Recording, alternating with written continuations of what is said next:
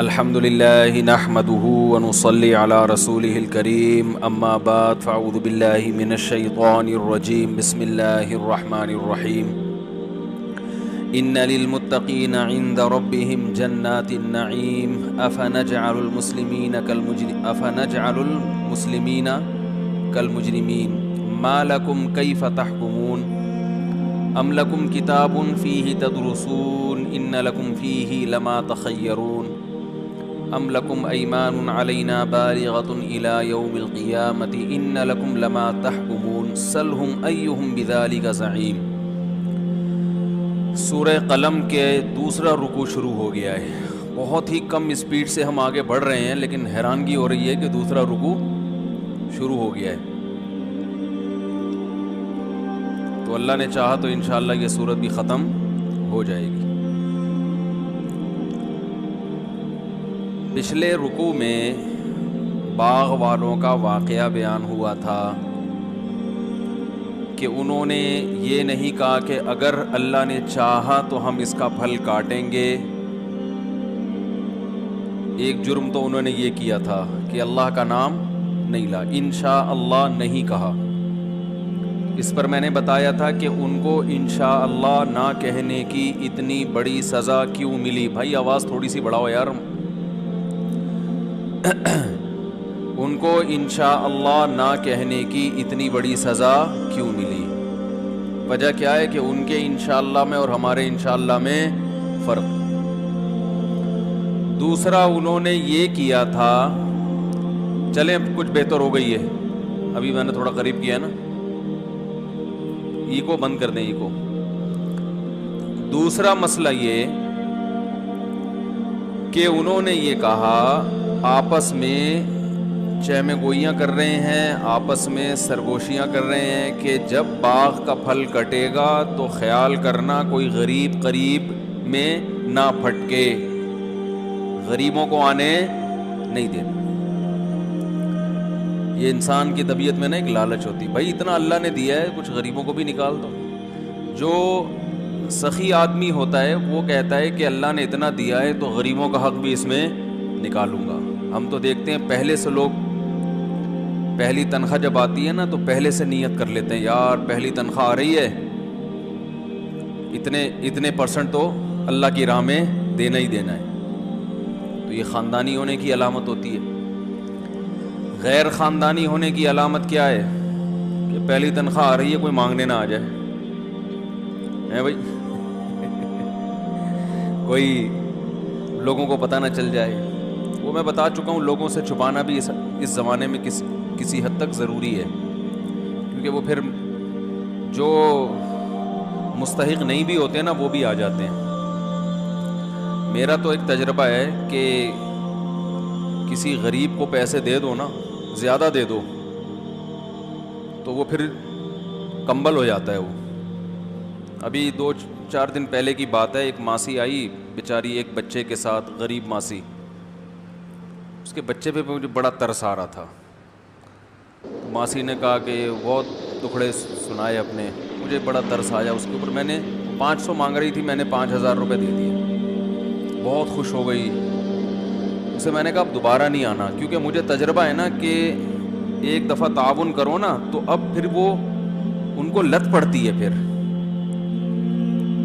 یا تو کہیں قریب میں ہوتی تو میں گھر جا کے دیکھ لیتا، وہ تھی بھی کہیں بہت دور سے آئی تھی، اور ظاہر ہے ہر ایک کی تحقیق کرنا بھی بڑا مشکل کام ہے، آسان نہیں ہے۔ تو میں نے کہا دوبارہ نہیں آنا۔ اگلے دن 2 بچوں کو لے کے آ گئی، یہ پرسوں کی بات ہے، آج ہی 2 بچوں کو لے کے آ گئی۔ وہ بیٹھی ہوئی ہے گھر سے، ایک تو کورونا پھیلا ہوا ہے، کورونا پہ بیان نہیں کروں گا، بے فکر نہیں۔ تو 2 بچوں کو لے کے آ کے بیٹھ گئی۔ اب وہ بار بار پیسے مانگ رہی ہے۔ میں نے کہا ابھی تو دیے تھے 5000، وہ 3000 فلانے کو دے دیے، 2000 فلانے کو دے دیے، وہ ڈمکانے کو دے دیے۔ تو اب وہ کہانیاں قومی ترانے شروع۔ خیر پھر گھر والوں نے دیے اس کو پیسے، مجھے نہیں پتا تھا گھر والوں نے دے دیے۔ پھر بیٹھی بھی ہے۔ اب میں گیا ہوں تو میرے پاؤں پکڑ رہی ہے۔ اب آدمی کو ہوتا ہے یار پاؤں کیوں پکڑ رہے ہو بھائی، عجیب سی فیلنگ ہوتی ہے نا، کیوں ہمیں اتنا کیوں اور اپنے آپ کو اتنا گرا کیوں رہے ہو؟ تو وہی ہے، پھر پتہ چلا گھر والوں نے بھی دے دیے ہیں اس کو، مجھے نہیں بتایا، اس نے گھر والوں نے دے دیے ہیں مجھے، یہی ہے۔ تو مسئلہ یہ ہے کہ اس کا بھی ایک تجربہ شیئر کرنے کا فائدہ یہ ہوتا ہے نا کہ دیں اور کوئی درست طریقے سے۔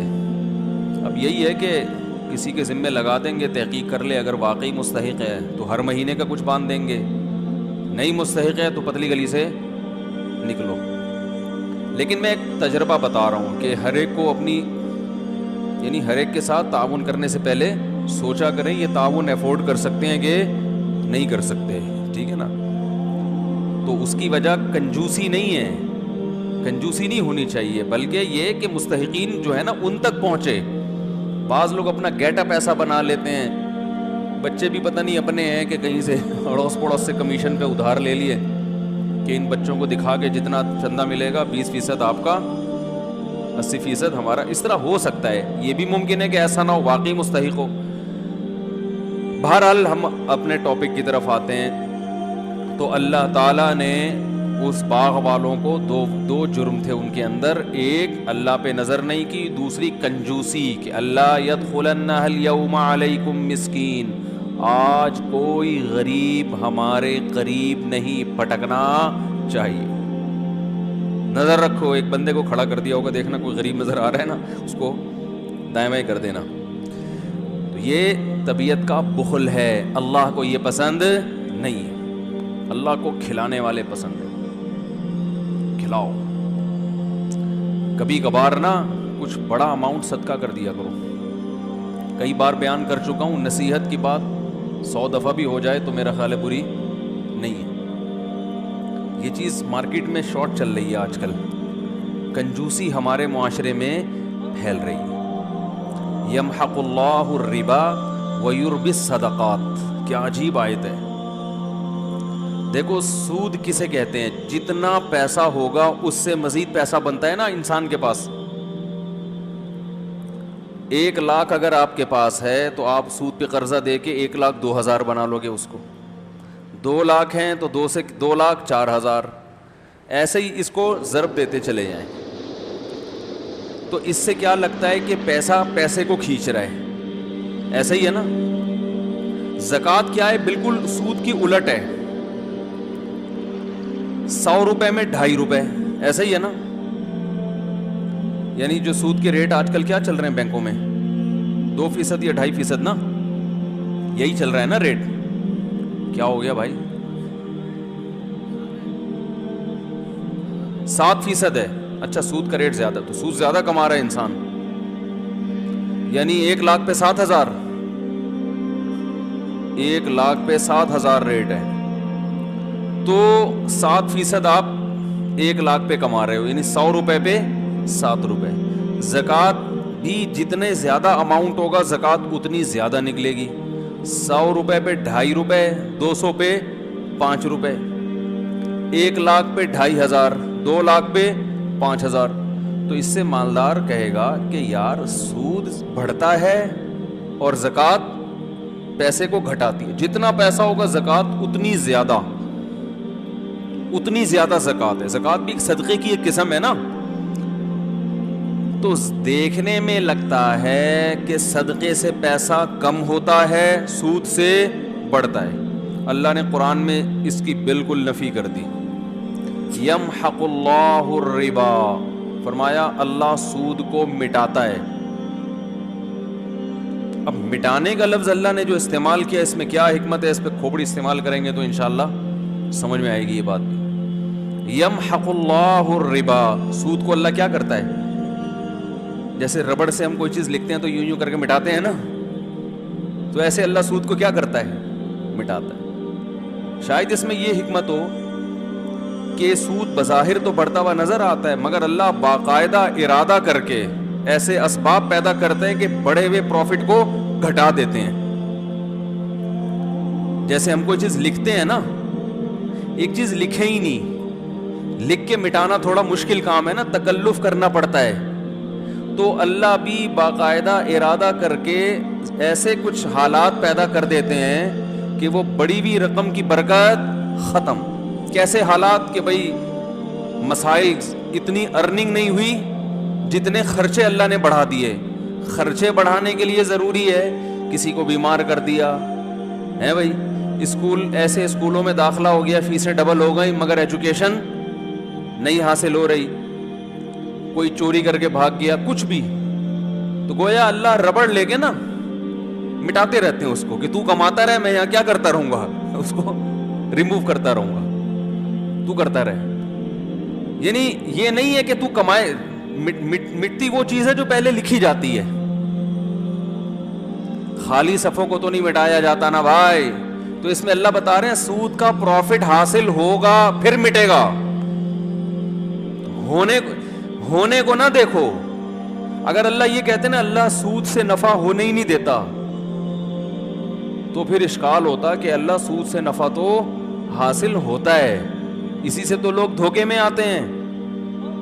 تو اللہ کہتے ہیں میں نے کب کہا کہ سود سے پروفٹ نہیں ملے گا, پروفٹ ملے گا, لیکن میں بیٹھ کے کیا کرتا رہوں گا, ربڑ لے کے مٹاتا رہوں گا, اس کو مٹاتا رہوں گا. تم کماتے جاؤ گے, برکت ختم ہوتی جائے گی. ہاں فرمایا وَيُرْبِ الصَّدَقَاتِ, اور صدقے کو اللہ کیا کرتا ہے, بڑھاتا ہے. اب دیکھو یہاں اربا کا لفظ ہے, ربا سے نکلا ہے. ربا عربی میں سود کو کہتے ہیں.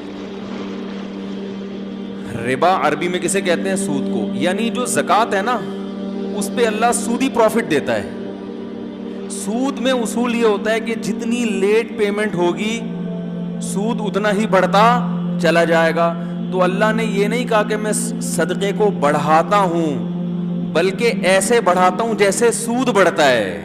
یعنی حقیقت میں بڑھوتری کس کی ہوتی ہے, صدقے کی. کیا مطلب, اس کو دوسرے مقام پہ اللہ نے قرآن میں یوں بتایا کہ جو لوگ اللہ کی راہ میں اپنا مال خرچ کرتے ہیں کمثل حبۃ انبتت سبع سنابل, جیسے ایک دانہ زمین میں بویا جاتا ہے اور اس سے 7 کونپلیں پیدا ہوتی ہیں, اور ہر کونپل میں 100 دانے.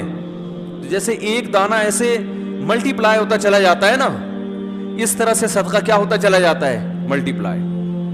کیونکہ آپ نے صدقہ کیا, اس صدقے سے ایک تو صدقے کا ثواب ملا, اس صدقے کی وجہ سے آگے جو خیریں پھیل رہی ہیں ان تمام خیروں میں آپ کا حصہ. تو یہ بڑھتا چلا, گرو کرتا ہے. یہ سود میں جتنی لیٹ واپسی ہوگی اتنا سود بڑھتا چلا جائے گا. تو صدقہ بھی اس حساب سے کیا ہوتا ہے, بڑھتا چلا جاتا ہے, بڑھتا چلا جاتا ہے. اور جہاں جہاں وہ اس سے خیر پھیلے گی وہ تمام خیروں میں آپ کا حصہ ہوتا چلا جائے گا. تو اس لیے سخی بنو بھائی.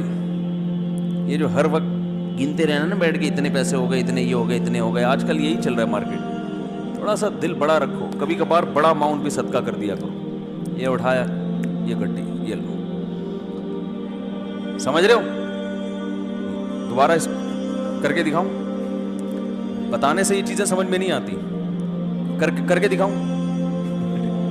جیب میں ہاتھ ڈالا, گڈی, کہیں سے آپ کو ملی بڑی اماؤنٹ نا, اچانک کوئی بڑا پروفٹ, آپ نے کہا یار پورے سال کماتے ہیں یہ والا پروفٹ سارا کیا کر دو, بڑا اماؤنٹ آ گیا نا کہیں سے. جیب میں گڈی لے کر آ رہے ہیں, اٹھایا, بہن کو دے دیا, یہ رکھ جا.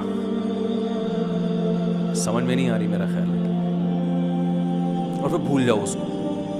یہ نہیں کہ پھر بار بار اگلے دن. کل کا واقعہ یاد ہے, بہن کو بتا رہے ہیں کل کیا ہوا تھا, یاد ہے نا. تو ایسا نہیں کرو. ایسے نکالا, نبی صلی اللہ علیہ وسلم نے امی عائشہ کو کیا فرمایا, لا تو کی فیوکا علیک, روکو مت, اللہ بھی روک دے گا. ٹھیک ہے نا.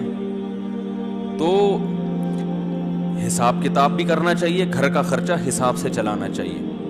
آپ کو پتا ہونا چاہیے آپ کی منتھلی ارننگ کتنی ہے اور گھر کا خرچہ کتنا ہے. میں نے پتہ ہے کیا ہے, میں نے پورا ایکسل پہ اپنے گھر کا سارا سیٹ اپ بنایا ہوا ہے.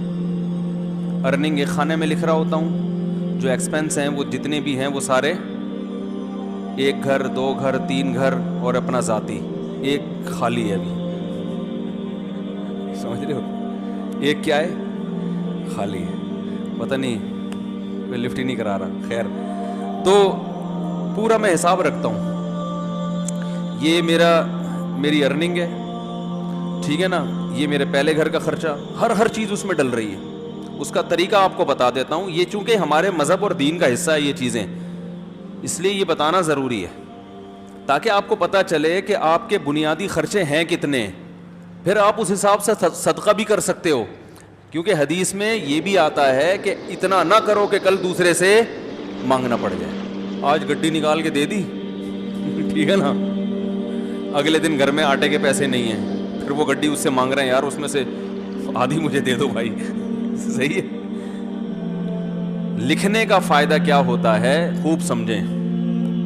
حکیم الامہ مولانا اشرف علی تھانوی رحمہ اللہ نے تو یہاں تک لکھا ہے, خواتین کو ترغیب دی ہے کہ جب بھی گھر میں کھانا بناؤ لکھو اتنے افراد کے لیے اتنے چاول. آج 4 مگے ڈالنے ہیں, 10 آدمیوں نے کھایا ہے یا 5 آدمیوں نے کھایا ہے, اس کا مطلب 2 آدمیوں کے لیے کتنے ہیں, 2 مگے, تاکہ کھانا ضائع نہ ہو اور شوہر کی پتلون ڈھیلی نہ ہو, ورنہ وہ کھلا وہ تو بن رہا ہے, پھر شام کو پھک رہا ہے, اور وہ میاں صاحب بیچارے کما کے آدھے ہو گئے. سگھڑ خواتین انہی کو تو کہتے ہیں جو ونس اپون اے ٹائم ہوا کرتی تھی, کہ وہ پورا گھر کیسے لے کے چلتی ہیں. اصل میں ہوتا یہ ہے کہ جب لوگ سخاوت پہ بیان سنتے ہیں تو کہتے ہیں حساب و کتاب نہیں کرنا چاہیے, بس کھلاؤ پلاؤ وہ جو آ رہا ہے یہ بس, یہ سخاوت نہیں ہے. اور کچھ ایسے کنجوس ہوتے ہیں کہ وہ سارا دن کیلکولیشن میں ہی لگے رہتے ہیں بھائی. تو حالانکہ بنتے 4 روپے تھے, ٹھیک ہے نا. تو وہ میں اس میں ایک اصولی بات بتاتا ہوں کیسے چلنا چاہیے. اب بات تو چل پڑی ہے, یہ بھی سورہ قلم ہی کا حصہ ہے نا, اللہ نے سخاوت کو بیان کیا. تو حکیم الامہ نے کیا لکھا ہے, خواتین کو چاہیے گھر میں ایک ایک چیز کا حساب لکھیں جو کھانا پکاتی ہیں. وہ تو یہی حساب لکھیں گی نا بھائی, جیسے بریانی بنانی ہے بھائی, اتنے چاول میں اتنے کلو گوشت ڈلتا ہے, اس دن اتنا ڈالا تھا تو چاول کیا بنے تھے مزیدار, اب ایسا نہ اس سے زیادہ ڈال دیں یا اس سے کم. تو ہر چیز میں لکھنے کا حساب, ہر وقت اپنے پاس ایک ڈائری. اب تو موبائلوں میں بھی لوگ لکھنا شروع کر دیتے ہیں. دیکھو میرے موبائل میں نے ایک ڈائری بنائی ہوئی ہے, ابھی آپ کو دکھاتا ہوں کیا لکھا ہوا ہے اس میں. نے یہ نوٹ, ابراہیم کو 100 روپے دیے. میرا چھوٹا بیٹا ابراہیم ہے نا, سائیکل خراب ہو گئی تھی, میں نے اس کو 100 روپے پکڑا دیے سائیکل ٹھیک کرنے کے لیے, اس میں ڈال دیے میں نے. کیوں ڈالیں, خوب 100 روپے کی ویلیو الحمدللہ میری نظر میں نہیں ہے. وجہ اس کی ہے مجھے حساب دے, وہ وجہ اس کی کیا ہے, حساب کیوں مانگوں گا میں. ابھی سے عادت پڑے پیسے واپس کرنے کی. نہیں یار یہ بات بھائی, 100 روپے کا کیا مسئلہ ہے, 4000 کی سائیکل دلا سکتا ہوں میں اس کو, ٹھیک ہے نا. تو 100 روپے کا حساب رکھنا کیوں ضروری ہے. ممکن ہے کوئی دیکھے تو بولے یار مفتی صاحب کتنے کنجوس ہیں, بچوں سے 100 روپے کا حساب بھی انہوں نے رکھا ہوا ہے. یہ کیوں رکھا ہے کہ میں یہ دیکھوں گا کہ اس کو میں نے 100 روپے دیے, یہ جو پیسے بچے واپس کرنا بھولتا ہے یا نہیں بھولتا. اگر بھولتا ہے تو میں پکڑوں گا. کیا آپ کو جب میں نے پیسے دیے تھے تو آپ نے واپس کیوں نہیں, ابھی سے نہیں پکڑا تو کل یہ لاکھوں روپے بھی دینا بھول جائے گا. نہیں آ رہی بات. کل یہ بحریہ ٹاؤن میں این ممکن ہے پلاٹ خریدے 1 کروڑ کا کسی بندے سے. ممکن تو بھائی بہت کچھ ہو سکتا ہے نا, وزیر اعظم بھی بن سکتا ہے. اور پھر جب وزیر اعظم بنا اور لوگوں نے کہا آپ نے تو کہا تھا غربت کا خاتمہ کریں گے, کہیں گے او سوری میں کیا ہوا, بھول گیا تھا غربت کا خاتمہ کرنا. آپ نے کہا تھا کراچی میں گندگی کا ڈھیر ہٹوائیں گے آپ, اس لیے آپ کراچی والوں نے آپ کو ووٹ دیا. ارے یار میرے ذہن سے نکل گیا, ٹھیک ہے نہیں آ رہی بات. تو اس کا تعلق صرف بچے کی کس سے ہے, تربیت سے. ہمارے ذمے تربیت کی کوشش ہے, نہ بنے تو اللہ کی مرضی. سمجھ رہے ہو. تو بچوں کو نا پیسے دے کے بگاڑنا نہیں چاہیے, ان میں عادت خراب ہوتی ہے. پیسے دینے تو وہ دیں, جیب خرچی ان کی باندھیں تاکہ وہ اپنی مرضی سے کھائیں. تو وہ جیب خرچی کا سیٹ اپ الگ ہے, وہ ہم ہر جمعے کو بچوں میں جیب خرچی بانٹتے ہیں. لیکن معاملات میں ان کو 2 نمبری کی اجازت نہیں. میں نے لکھا ہوا ابراہیم کو 100 روپے دیے. اب میں یہ نوٹ کروں گا کہ یہ 100 روپے کا مجھے حساب دیتا ہے یا بھول جاتا ہے. ابھی لکھنے کی کیا ضرورت ہے, دماغ میں کیوں نہیں رکھا بھائی. دماغ کو مفید کاموں کے لیے رکھو. 100 50 روپے کے لیے دماغ کو فالتو میں مت کھپاؤ بھائی. یہ چیز اگر یہاں نہ ہوتی, دماغ میں ہوتی, تو دماغ اور کسی کام کا ہوتا, یہ بیان کرتا میں یہاں بیٹھ کے. ہر وقت دماغ میں یہی یاد رکھنا ہے, اس کو 100 روپے دیے, اس کو 50 روپے دیے, اس کو 1 لاکھ روپے دیے, اس کو یہ دماغ میں. دماغ سے چیز اٹھا کے کہاں لے کے جاؤ؟ ڈائری میں. حضرت حکیم الامہ مولانا اشرف علی تھانوی رحمہ اللہ تعالی, یہ مجدد تھے اپنے دور کے, ایسے خاندانی آدمی تھے. یہ ذکر کرتے ہوئے جا رہے تھے. ان کا معمول تھا فجر کے بعد ذکر کرنے کا, تو چہل قدمی بھی کرتے تھے تاکہ واکنگ ہو جائے فجر کے بعد, اور ذکر بھی.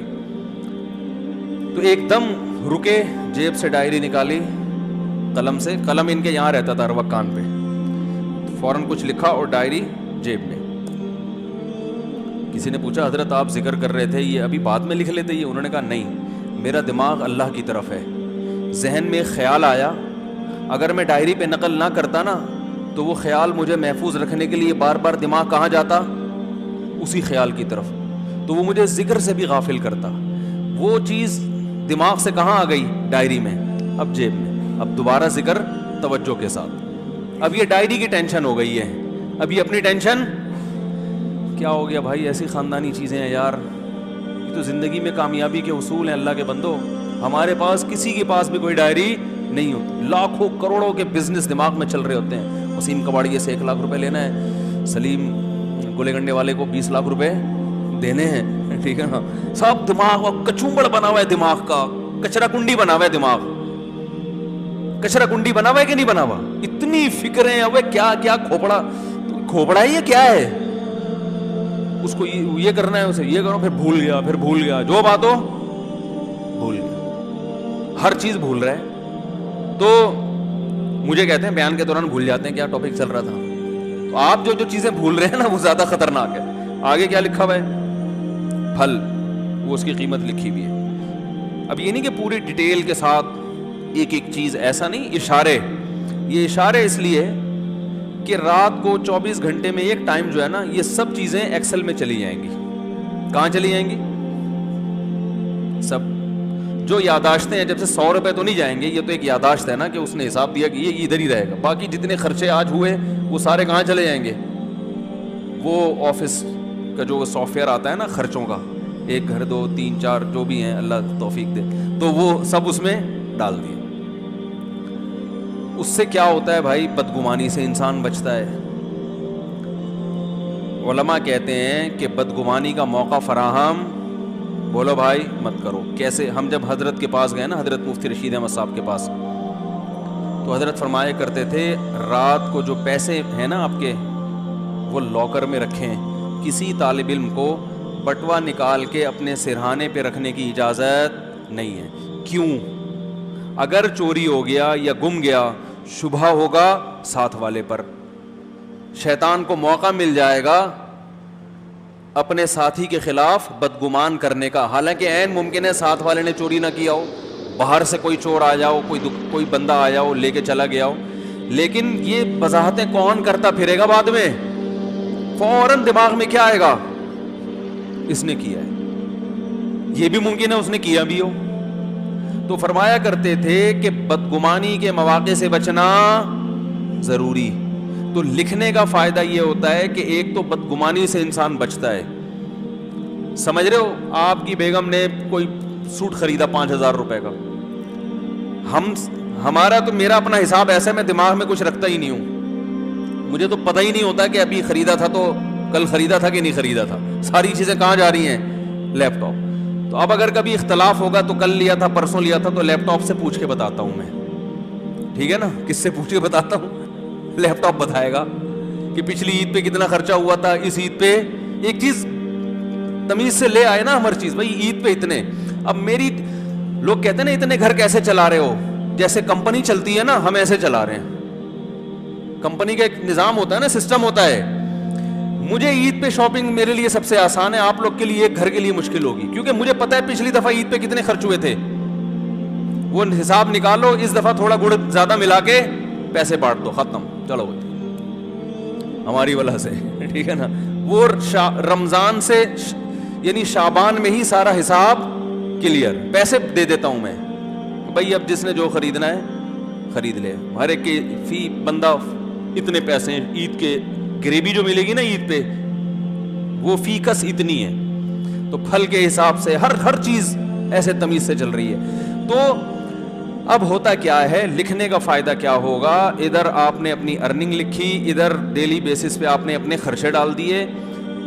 مہینے کے آخر میں یہ لکھنا اس لیے نہیں ہے کہ کنجوسی کرے انسان, گھر والوں پہ خرچ نہ کرے, نہ خرچ کریں کھول کے, جتنا اللہ نے آپ کو دیا دبا کے کریں خرچ.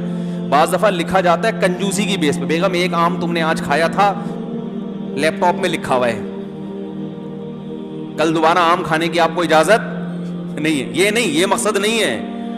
کہیں آپ سمجھ رہے ہو کہ مفتی صاحب گن کے کھلا رہے ہیں گھر والوں کو, ایسا نہیں ہے. آم کے تو بارے میں میرا نظریہ یہ ہے کہ آم کے لیے کھانے کا لفظ ہی آم کی توہین ہے. آم کے لیے جو لفظ استعمال ہوتا ہے وہ کون سا, پھوڑنا. میں تو کہتا ہوں بھائی آم جب کھانے ہو تو کھلانا ہے تو پھر ہم کھائے گا ہی نہیں, پھوڑنے کی اجازت ہو تو ہم کھائیں گے. تو ایک آدھ آم سے مزہ نہیں آتا. خیر اللہ نے اگر دیا ہو تو انسان کرے, نہیں دیا تو صبر کرے انسان. تو اس کا فائدہ کیا ہوگا, جب آپ یہ ہر چیز لکھیں گے تو آپ کو پورے مہینے اندازہ ہوگا. ایک فائدہ یہ ہوگا کہ آپ کے خرچے آپ کی ارننگ سے کم ہیں یا زیادہ. اگر بیلنس, وہ اس میں خود بخود بیلنس آ رہا ہوتا ہے نا, اتنا بیلنس رہ گیا, اتنا رہ گیا, اتنا رہ گیا, اتنا رہ گیا, تو ممکن ہے 31 تاریخ کو آپ کا بیلنس مائنس میں جا رہا ہو, -50,000. اس کا مطلب آپ سے بڑا بیوقوف دنیا میں کوئی ہے ہی نہیں. کیونکہ دنیا میں جس آدمی کی کمائی کم اور خرچہ زیادہ, اس کا مطلب وہ اپنے آپ کو بھیک مانگنے کے لیے تیار کر رہا ہے.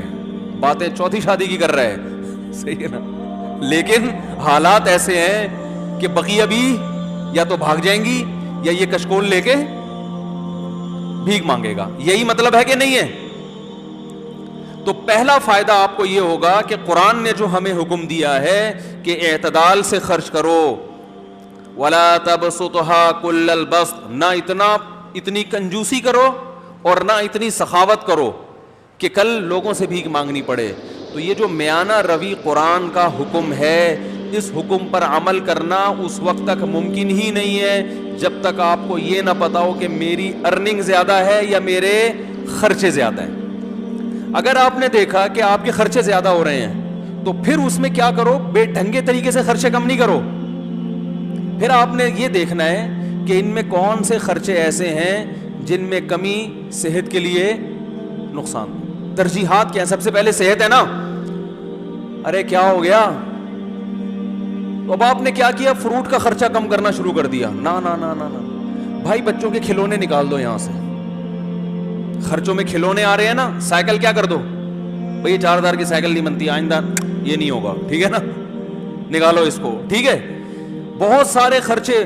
میں نے جب یہ لکھنا شروع کیا تو مجھے اندازہ ہوا کہ بھائی ہوٹلنگ پہ ٹھیک ٹھاک خرچ ہو رہا ہے, تو وہ میں نے مینج کیا. ہوٹلنگ نہیں نکلنے لونڈے لپاڑوں کے ساتھ, ہمارے بھی ہم دوست ہیں, وہ نکل گئے وہاں جا کے کھا رہے ہیں ادھر شنواری پہ, کبھی بکرے کے وہ چانپے پھوڑ رہے ہیں, کبھی دیکھا بھائی وہ ٹھیک ٹھاک آ رہا ہے چانپے وہاں پہ جو ہے نا, یہ ٹھیک ٹھاک خرچہ تو میرا کہاں نکل رہا ہے. تو اگر آپ کے خرچے زیادہ ہوں تو آپ نے سب سے پہلے کس پہ کنٹرول کرنا ہے, ہوٹلنگ. بھائی یہ کم کرو. سمجھ میں نہیں آ رہی تو میں گھر چلا جاتا ہوں بھائی. اس کو کیا کرنا ہے, کم کرنا ہے. یہ نکالو, چائے گٹکا نکالو, سگریٹ نکالو. بہت سارے خرچے ایسے ہوں گے جو آپ کو اندازہ ہوگا کہ فالتو کے ہیں مگر ان پہ خرچ بہت زیادہ ہو رہا ہے. تو پہلا فائدہ یہ ہوگا کہ آپ مستقبل کے لیے بھیک مانگنے سے بچ جاؤ گے. اور گھر والوں پہ سختی بھی کرنی پڑے گی, بیگم دیکھ لو تمہارے سامنے ہے یہ خرچہ ہے, اور انڈے پراٹھے دیکھو یہ آ رہا ہے, ٹھیک ہے, اب تم بتاؤ میں کہاں سے لے کر آؤں یہ. تو گھر والی سمجھدار ہوگی تو مان جائے گی, بھائی ٹھیک ہے تھوڑا کنٹرول میں کرو اس کو. تو گھر والوں سے مشورہ کرو, بتاؤ کیسے کنٹرول کریں اس کو. مشورے کے بغیر کرو گے تو وہ خرچہ کنٹرول میں آ جائے گا, بیگم کنٹرول سے باہر نکل جائے گی. اس کو بٹھاؤ, بولو آپ کے سامنے ہی ہے, دیکھ لو بھائی, تو آپ بتاؤ نا اب اس کو کیسے کنٹرول کریں. مل جل کے کچھ کرتے ہیں تو کون سے خرچے کم کریں آپ بتاؤ. اگر عید پہ اتنی شاپنگ ہم ہر سال کرتے رہے تو بیگم یہ تو مسئلہ کیا ہو جائے گا, کبھڑا تھوڑا عید کو کم کر لو. تو بہت سارے, یعنی آپ کے سامنے ہر چیز موجود ہوگی. ہر چیز کا نا میرے یہاں کھانا بنا ہوا ہے, کھانا, گوشت پہ اتنا خرچ ہوا, دودھ پہ اتنا خرچ ہوا, انڈوں پہ اتنا خرچ ہوا, سبزی پہ اتنا, ایک ایک چیز ریٹرن میں موجود ہے الحمدللہ. تو اب اچھا پہلا فائدہ. دوسرا فائدہ, اگر آپ نے دیکھا کہ آپ کے خرچہ آپ کی سیلری سے کم ہے, الحمدللہ مینیج ہو رہا ہے, بھیک مانگنے کی ضرورت نہیں پڑے گی, تو دوسرا فائدہ آپ کو اس سے یہ ہوگا کہ آپ کو اندازہ ہو جائے گا کہ یار میری سیلری مثال کے طور پر 50,000 ہے, 1,00,000 ہے, میرے خرچے 99,000 ہو رہے ہیں, لیکن یہ جو 99,000 میرا خرچہ ہو رہا ہے اس میں 25% تو اس فالتو کام پہ خرچ ہو رہا ہے, سمجھ رہے ہیں؟ تو میں اس کو بچا کے ماہانہ 25,000 روپے بچا سکتا ہوں. اس 25,000 میں جائز کمیٹی ڈال سکتا ہوں, اس 25,000 کا ہر مہینے گولڈ خرید سکتا ہوں, بہت کچھ ہو سکتا ہے نا بھائی. تو اتنی بچت کے بعد 1,00,000 کے بعد بحریہ ٹاؤن کا پلاٹ 1 سال کے بعد, میں مذاق کر رہا ہوں, بحریہ ٹاؤن والے کو بتاؤ گے نا وہ مارے گا, بولے گا میری توہین نہیں کرو. 25,000 میں ایک مثال دے رہا ہوں, یہ 25,000 کے 25,00,000 بھی تو ہو سکتے ہیں, کچھ بھی ہو سکتا ہے. یعنی آپ نے ادھر سے چیک کیا, مجھے تو بڑا فائدہ ہوا تھا کہ میں نے جب چیک کرنا شروع کیا مجھے اندازہ ہوا بھائی یہ پیسے بلا وجہ کے اتنا بڑا اماؤنٹ خرچ ہو رہا ہے ہوٹلوں کی چائے پر اور فلاں پر, اور اتنا اس پہ ہو رہا ہے کہ یہ بچ کے بہت اچھی جگہوں پہ بولو بھائی خرچ ہو سکتا. تو آپ جب خود کریں گے تو بہت سی راہیں آپ کے سامنے کھلیں گی. تیسرا فائدہ یہ ہوگا کہ آپ کو یہ پتا چل جائے گا کہ بھئی یہاں سے مینیج کرنے کے بعد میری جو سیلری ہے نا اس میں سے میرا بچتا اتنا ہے, تو میرے گھر کے مہینے کے اتنے خرچے تو بہرحال ہیں ہی, اس سے زیادہ کیا ہے غریبی. اب صدقات و خیرات میں آپ کو کیا ہو جائے گی آسانی. اس میں ایک کام اور کرو, ہم میں چونکہ توکل کم ہے تو آپ اتنا اماؤنٹ جمع کرو گولڈ کی شکل میں کہ آج آپ کی تنخواہ اگر چھوٹ جاتی ہے, آپ کو جاب سے نکال دیا جاتا ہے, تو گولڈ کی شکل میں آپ کے پاس 1 سال کا راشن بولو بھائی ہونا چاہیے. مثلا آپ نے وہاں کیلکولیشن کی, آپ نے اندازہ لگایا کہ میرا ماہانہ خرچہ 1,00,000 ہے. ایک مثال دے رہا ہوں, ایک نارمل ایک فیملی والے 1-2 بچوں کے ساتھ 1,00,000 بہت اچھے طریقے سے ہو جاتا ہے. اندازہ لگا لیا جی میرا ماہانہ خرچہ کتنا ہے 1,00,000. تو آپ نے ایک ہدف بنایا کہ یار میں نے 12,00,000 روپے جمع کرنے ہیں. اتنا جمع کرنا نا کہ آج اگر جاب چھوٹ جاتی ہے تو کسی کے سامنے ہاتھ نہ پھیلانا پڑے. آج اللہ نہ کرے کوئی آفت آ گئی, ارے کوئی بڑا خرچہ آ گیا, کوئی خدا نخواستہ خطرناک بیماری آ گئی, تو کچھ پیچھے اماؤنٹ ہونا چاہیے نا. تو وہ کتنا اماؤنٹ ہونا چاہیے؟ اگر آپ ضرورتوں کو دیکھو گے تو وہ زرداری کے پاس جتنا اماؤنٹ ہے پھر وہ بھی کم ہے, کیونکہ ہو تو کچھ بھی سکتا ہے. اور بالکل ہی زیرو پہ رہو گے تو یہ بھی غلط ہے, یار اتنا بھی نہیں, کچھ تو انسان کے پاس بیک میں ہونا چاہیے. تو ہم نے علماء سے سنا ہے کہ 1 سال کی جیب خرچی پیچھے ہونی چاہیے اس زمانے میں, خاص طور پہ جب توکل کی کیا ہے کمی. اور اگر آپ میں توکل ہوگا تو آپ کے بیوی بچوں میں توکل ہو یہ ضروری نہیں. آپ نے تو کہا کچھ بھی نہیں, اللہ کھلائے گا, بیگم کہ جب بھوک لگے گی نا تو ممکن ہے آپ توکل کرو, بیگم توکل نہ کرے. پھر وہ جب چترال لگائے گی تو پھر آپ ہمیں فون کریں گے, یار یہ آپ نے توکل پہ بیان کیا تھا. تو بھائی آپ کو سمجھ میں آیا, اس کو سمجھ میں آیا ہی نہیں. کوئی کتے والی مثال ذہن میں رکھ لیں, وہ کتا بھونک رہا تھا تو کسی نے کہا بھونکنے والے کتے کاٹتے نہیں. اس نے کہا پتہ نہیں یہ مثال میں نے تو سنی ہے, کتے نے بھی سنی ہے کہ نہیں سنی ہے کہ بھونکنے والے کتے کاٹتے نہیں. کتے کو پتہ نہیں یہ پتہ ہے کہ نہیں پتہ. تو اب سمجھیں بات کو, آپ کے پاس جو اماؤنٹ بچے گا اس میں آپ کو اندازہ ہو جائے گا آپ کتنا صدقات و خیرات کر سکتے ہو. ٹھیک ہے نا. اچھا آپ نے 1 سال کا جس کی 1,00,000 روپے ماہانہ خرچہ ہے نا وہ 12,00,000 جمع کر لے, اور 12,00,000 کیش کی شکل میں نہیں, گولڈ کی شکل میں, کیونکہ وہ کیش تو ایسے دڑام سے گرتا ہے, وہ تو ڈی ویلیو ہو رہا ہے نا. گولڈ لے کے رکھ لے, لاکر میں ڈال دیا کہ بھائی یہ بس رکھ دیا میں نے. اس سے دماغ کیا ہو جائے گا بے فکر. کبھی شیطان ڈرائے کہ ابے یہ ہو گیا تو کیا ہوگا, یہ ہو گیا, بولے ہیں بھائی لاکر میں 12,00,000 کا گولڈ پڑا ہوا ہے, اور وہ گولڈ کی ویلیو بھی کیا ہو رہی ہے, بڑھ رہی ہے. یا پلاٹ بھی لے سکتے ہیں, لیکن پلاٹ میں پھر 10 ٹینشنیں ہیں. اس میں یہ خطرہ ہوتا ہے, پلاٹ ویسے 12,00,000 کا آتا بھی نہیں ہے, لیکن ایک خطرہ بھی ہوتا ہے نا کہ پتہ نہیں وہ اور ڈی ویلیو نہ ہو جائے. گولڈ ایک ایسی چیز ہے کہ ماہرین یہ کہتے ہیں یہ بہت بڑھتا نہیں ہے تو گرتا بھی نہیں ہے. سمجھ رہے ہیں, ایسا نہیں ہوتا کہ 1,00,000 کا گولڈ 50,000 پہ آ جائے, ایسا آج تک ایسا ہوا نہیں ہے. تو ہوا بھی ہے تو 2 دن کے بعد پھر اوپر چڑھ جائے گا وہ. تو اب کیا کرنا ہے آپ نے, آپ سمجھیں. اچھا, جب یہ 12 لاکھ کا گولڈ آپ جمع کر رہے تھے, یہ میں ایک اس آدمی کی بات کر رہا ہوں جس کا خرچہ 1 لاکھ ہے, جس کا 4 لاکھ ہے, پھر وہ 12 لاکھ نہیں, وہ پھر اسی حساب سے, یہ ہر آدمی کے لیے الگ الگ ہے. تو اب آپ نے جب وہ لاکر میں جمع کر دیا, اس جمع کرنے کے دوران بھی ہر مہینے کچھ نہ کچھ صدقہ کرنا ہے. یہ نہیں کہ 10 سال گولڈ جمع کرنے میں لگ گئے تو اس دوران آپ نے کبھی کوئی صدقہ کیا ہی نہیں ہے, لیکن وہ صدقہ تھوڑا تھوڑا ہوگا, کیونکہ ابھی آپ خود اسٹیبل نہیں ہوئے نا. وہ صدقہ ہوگا, وہ والا نہیں ہوگا جو گڈی نکالی, یہ ابھی میں آ رہا ہوں اس طرف, یہ کب کرنا ہے آپ نے. وہ آپ نے کہ بھائی میں پہلے بچوں کے لیے ایک جمع تو کر لوں نا کہ آج کچھ ہو گیا تو ٹھیک ہے. اب آپ نے کیا کرنا ہے کہ جیسے ہی آپ جو ہے نا تھوڑا تھوڑا ہر مہینے کرتے رہیں, جب یہ بھی آپ کے پاس 1 سال کا گولڈ جمع ہو گیا, اب آپ کو اندازہ ہو گیا بھائی میرا ماہانہ خرچہ اتنا ہے, ارننگ اتنی ہے, اب جو ارننگ سے زائد ہے وہ مجھے کلی اختیار ہے, جو مرضی کروں میں اس میں. کبھی وہ جتنی بچت ہے, کبھی بچوں کو گھما کے لے آؤ, اس میں مری کی سیر کرا کے لے آؤ, کبھی کیا کیا سارا اٹھا کے کسی غریب کو دے دیا.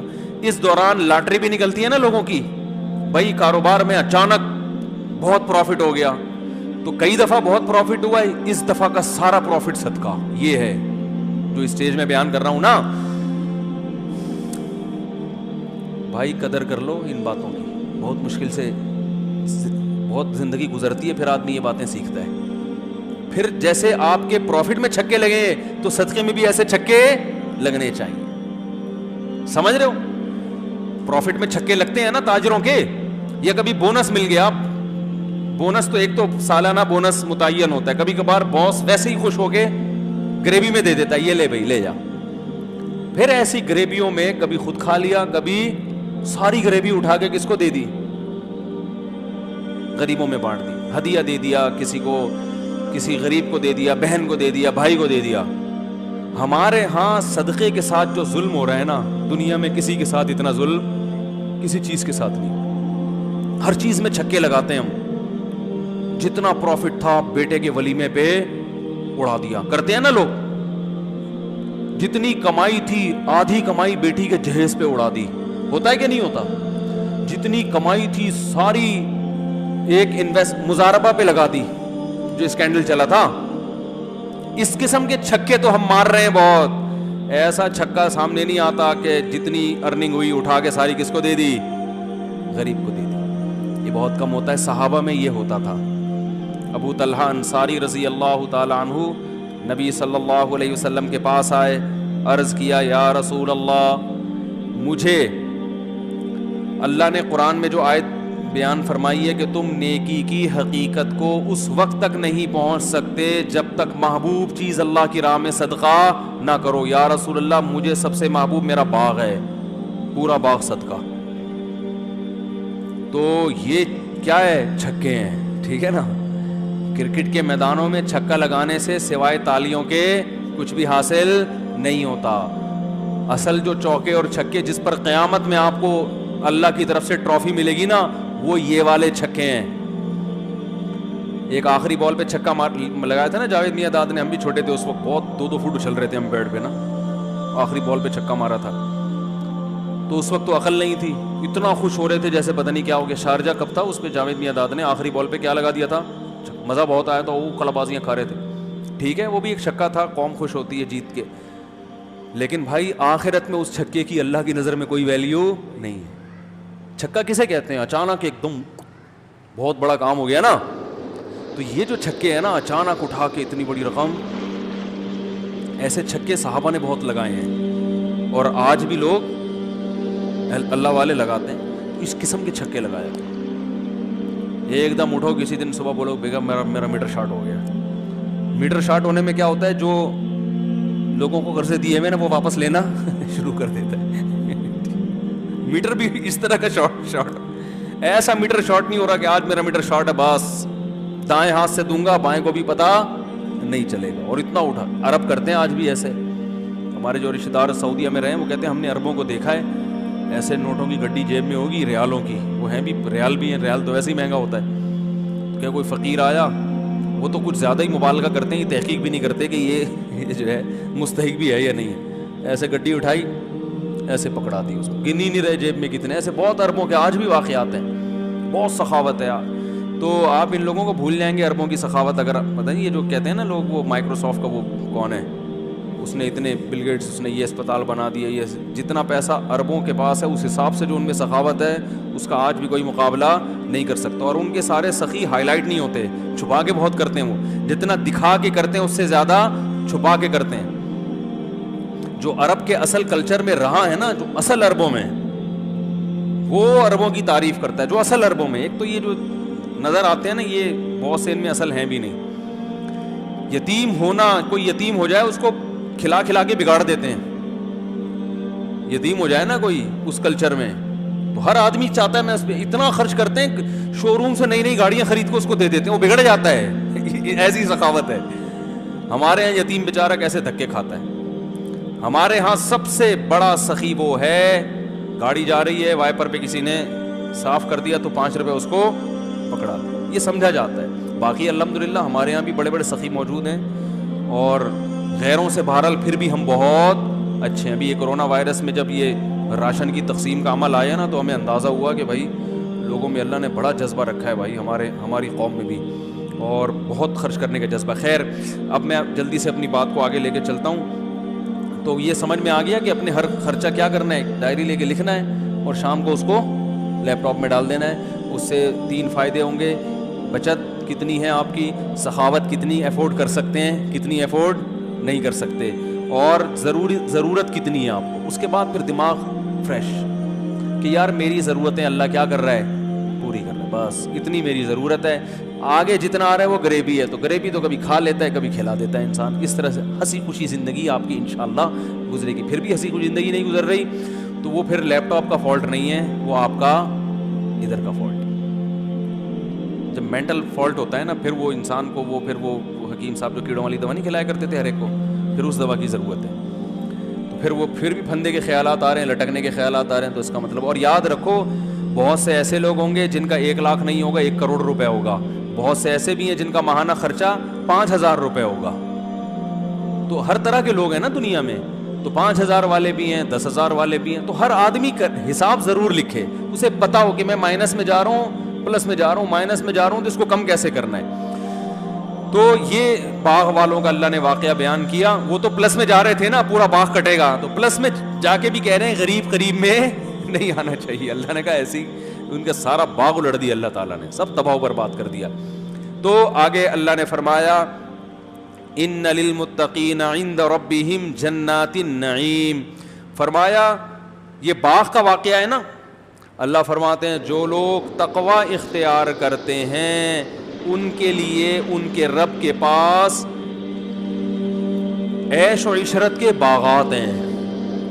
جس کے پاس ابھی باغ نہیں ہے نا, وہ پریشان نہ ہو. دنیا کا باغ اللہ بسا اوقات دیتے ہیں, وہ آزمائش ہوتا ہے. تو جن لوگوں کے پاس باغ نہیں ہے, ان کے پاس خوبصورت باغات اور یہ نہریں اور یہ سب کچھ نہیں ہے ان کے پاس, اللہ فرماتے ہیں وہ ٹینشن نہ لیں. اگر تقوی اختیار کرو گے تو اللہ تمہیں کیا دے گا, بہترین باغات دے گا. نہیں کرو گے جو باغات ہیں وہ بھی تم سے چھین لے گا. موت کی شکل میں بھی تو چھن جاتا ہے نا باغ, دنیا میں نہیں چھنا تو کب چھنے گا بھائی, مر گئے تو سب ختم. اب فوراً سوال پیدا ہوتا ہے ان للمتقین عند ربہم جنات النعیم. فوراً اللہ کو پتا ہے نا, بہت سے لوگ کہیں گے یار یہ معاذ اللہ سیاسی وعدے ہیں اللہ تعالیٰ کے ہیں بھائی. اللہ میاں نے وعدے کیے ہوئے, تقوی اختیار کرو, نماز پڑھو, زکوٰۃ دو, روزہ رکھو, خوب صدقات و خیرات کرو, جیسے وہ باغ والوں کو اللہ نے کہا نا خوب کرو. تو ہم بھی اگر صدقے کر دیں گے, پتہ نہیں وہ باغ کا واقعہ صحیح ہے یا غلط. جیسے ماں باپ بعض دفعہ جھوٹی کہانیاں بھی گڑ گڑ کے بچوں کو سناتے ہیں نا انسان کا بچہ بنانے کے لیے. ارے بتاتے ہیں نا بیٹا دیکھو وہ کچھوے اور خرگوش کا واقعہ نہیں سناتے کہ چستی کے کتنے فائدے اور استقامت کے کتنے فائدے. پہلے یہ واقعہ بہت سنایا جاتا تھا. دیکھو استقامت سے بچوں کوئی کام کرو پابندی کے ساتھ تو جیت تمہاری ہے, اور اگر جلد بازی میں کیا لیکن پابندی سے نہیں کیا تو ہار جاؤ گے. اس کے لیے موٹیویٹ کرنے کے لیے والدین بچوں کو کیا سناتے ہیں, ایک دفعہ کا ذکر ہے سناتے تھے, اب تو ڈرامے کے علاوہ اب تو وہ موبائل پکڑا دیے, وہ بچہ وہ پتہ نہیں ڈوریمون اور کون سے کارٹون وارٹون دیکھ رہے ہیں. ونس اپون اے ٹائم والدین اپنے بچوں کو یہ سنایا کرتے تھے کہ دیکھو ایک تھا کچھوا اور ایک تھا, ہم نے بھی سنی ہے بچپن میں یہ کہانی, ایک کیا تھا خرگوش. دونوں کی ریس ہوگی تو کون جیتے گا؟ ظاہر مثال کیسی خاندانی ہے. دیکھو خرگوش کی مثال بلی کے ساتھ لے آتے, پھر بھی جیتنا کس نے تھا؟ خرگوش نے ہی جیتنا تھا نا بھائی. یار پتہ نہیں کیا ہو گیا آپ لوگوں کو یار, جیتنا کس نے تھا؟ خرگوش نہیں. خرگوش کی مثال اگر لے آتے کتے کے ساتھ تو بھی جیتنا کس نے تھا؟ خرگوش نے, کیونکہ خرگوش کی سپیڈ کتے سے کیا ہے؟ بہرحال زیادہ ہے. تو یہ جو جنگلوں میں خرگوش کا شکار کرتے ہیں نا, آگے جال وال لگا کے, بھاگ کے نہیں پکڑتے خرگوش کو, ان کو پتہ ہے ایک چھلانگ لگائے گا مارکیٹ سے شارٹ, وہ آگے جال وال لگا دیتے ہیں یا ڈرا دیتے ہیں اس کو, وہ سہم کے کھڑا ہو جاتا ہے. تو سب سے تیز رفتار جانور کو مقابلہ کروایا جا رہا ہے سب سے سست ترین, جس کو چلنے کے علاوہ دنیا کا ہر کام آتا ہے. چلتا ایسا ہے آدمی کہتا تو بیٹھا ہی رہتا تو زیادہ اچھا. اس تکلف کی تجھے ضرورت کیا تھی؟ بلا وجہ یہاں سے وہاں جا رہا ہے, کیونکہ عمر بہت لمبی ہے نا, تو اس لیے اس کو جلدی نہیں ہے کسی کام کی, اور اس کو ویسے ہی اتنا بڑا خول ہے, اس کو بھاگنے کی ضرورت ہی نہیں ہے. خرگوش کو تو پکڑائی میں آ گیا تو بیچارہ خوف سے مر جاتا ہے, یوں گردن مروڑو مر جائے گا. کچھوا پکڑائی میں آ کے بھی کیا کر لو گے آپ اس کا؟ وہ خول کے نیچے دب جائے گا اور زبان چڑھائے گا, بولے گا کر لے کیا کرنا ہے. آپ ہاتھی پہ کو لا کے اس پہ کھڑا کر دو گے, وہ کہے گا میری صحت پہ اثر نہیں ہوا. تو کیسی پیاری مثال ہے کہ بیٹا, ماں باپ بچوں کو بتایا کرتے تھے, بچوں ایک تھا, بولتے آپ بھی بچے ہی ہو نا, ہم سب بچے ہیں, ایک تھا خرگوش, اس کی ریسنگ تھی کس کے ساتھ؟ کچھوے کے ساتھ. بچہ ایک دم ویسے ہی اچھل جائے گا, ہاں کوئی مقابلے کا تک بنتا ہے کیا؟ نہیں, کتنی سبق والی مثال ہے نا, فائدہ تو بچے کو ہو رہا ہے نا بھائی. وہ یہ دیکھا جاتا تھا مثال صحیح ہو غلط ہو, فائدہ بچے کو موٹیویٹ کرنا مقصد ہے, وہ تو ہو رہا ہے نا موٹیویٹ. وہ ایک نے شعر کا بڑا زبردست, دوسرے نے اس کے جواب میں ایک اور شعر کا, لیکن وہ وزن ہی نہیں بن رہا تھا. اس نے کہا یہ تو شعر نہیں, اس نے کہا جو بھی یہ بات سمجھ میں آ گئی کہ نہیں آ گئی ہے, ٹھیک ہے. تو ایک تھا خرگوش, اس کا مقابلہ کس کے ساتھ تھا؟ کچھوے کے ساتھ. تو بچہ یہ سن کے حیران ہوگا, ابو کوئی تک بنتی نہیں ہے بھائی. لیکن جب ریسنگ شروع ہوئی ہے, خرگوش اس گھمنڈ میں تھا کہ مجھ سے بلی نہیں جیت سکتی, مجھ سے کتا نہیں جیت سکتا ہے بھائی. لوگ میرے پیچھے جنگلوں میں بھاگتے ہیں, مجھے پکڑ نہیں سکے آج تک, یہ کمبخت کچھوا یہ کیا جیتے گا. اسی گھمنڈ نے اس خرگوش کو کیا کر دیا؟ ہرا دیا. تو پہلا سبق کیا ملا؟ تکبر اور اترانا بری اچھی چیز نہیں ہے. دوسرا, اس گھمنڈ کی وجہ سے وہ سست پڑ گیا. اس نے کہا میں ابھی سے بھاگ کے لائن کراس کرنے کی کیا ضرورت ہے, ابھی آرام کرو. سو گیا آرام سے. وہ کچھوا بیچارہ, اچھا کچھوا احساس کمتری کا شکار نہیں ہوا. کچھوے نے کہا, کچھوا یہ سوچ سکتا تھا نا کہ بھئی میں اس سے مقابلہ کر نہیں سکتا, تو مجھے چل کے اپنی انرجی ضائع کرنے کی ضرورت کیا, پڑے رہو آرام سے. کچھوے نے کہا نہیں بھائی, جو ہو سکتا ہے وہ کرو, نتیجہ کس پہ ڈال دو؟ اللہ پہ. دوسرا سبق کیا ملا بچے کو کہ بھائی جو آپ سے ہو سکتا ہے وہ کرو, نتیجہ کس پہ ڈال دو؟ اللہ پہ. جو آپ سے ہو سکتا ہے وہ کرو, پھر اللہ سے دعا مانگو تو قبول ہوتی ہے. یہ بھی ایک سبق ملا. پھر کچھوے نے ہمت نہیں ہاری, چلنا شروع ہوا, بھاگ رہے ہیں. وہ بیچارہ کتنا بھاگے گا. اور خرگوش کیا کر رہا ہے؟ کبھی آرام کر رہا ہے کہ تھوڑا سا آگے چل کے, کبھی جھاڑیوں میں کلا بازیاں کھا رہا ہے, کبھی بل بنا رہا ہے, کبھی جو ہے نا شادی کی فکر میں لگا ہوا ہے مختلف چیزوں میں لگا ہوا ہے. اور کچھوا بالآخر سلولی چلتے چلتے بالآخر لائن کو کراس کر جاتا. تو اس سے بڑا سبق بچوں کو یہ بتایا جاتا تھا کہ بھائی تھوڑا کام ہو پابندی کے ساتھ ہو, یہ بہتر ہے اس کام سے کہ جو زیادہ ہو مگر کنٹینیو نہ ہو. استقامت, تھوڑی تھوڑی کچھ بھی سیکھنا ہے, روزانہ تھوڑا تھوڑا سیکھتے رہیں. آپ روزانہ یاد کر لیں قرآن کی ایک آیت, 8-10 سال کے بعد آپ حافظ ہو گئے. ہوگے کہ نہیں ہوگے؟ ایک آیت یاد کر لو, 8-10 سال کے بعد آپ کیا ہوگے؟ حافظ ہوگے. آپ روزانہ ایک شعر یاد کر لو, ایک شعر صرف, 5-6 سال کے بعد آپ خود بہت بڑے شاعر بن چکے ہوگے, بہت بڑے. اردو زبان پہ آپ کو ایسا عبور ہوگا کہ مرزا غالب کے خاندان کے لگو گے آپ. عبداللہ ابن المبارک رحمہ اللہ تعالی بہت بڑے محدث تھے, امام ابو حنیفہ کے شاگرد تھے, اور بڑے محدث اور فقیہ, پوری دنیا میں ان کا بڑے احترام سے نام لیا جاتا ہے.